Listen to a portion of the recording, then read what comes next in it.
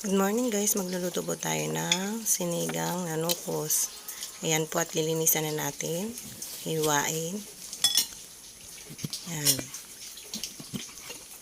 Hiwain po muna natin. Isa-isa. Maghiwa ng sibuyas at luya.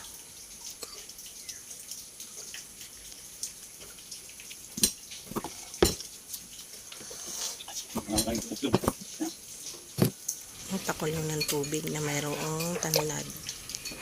Nalagay na po natin ng sibuyas at luya na may tanlad. Ayan po, kumukulo na siya. Ilalagay na natin din ng nukos. Tayo po tayo ng 5 minutes para kumulo. Nilagay na natin ng gulay, repolyo.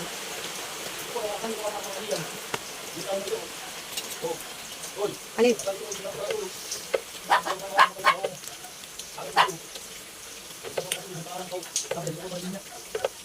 Yan, ilang minutes na lang. 2 minutes para tapos na. Sarap. Yan, kain po tayo. Tapos na.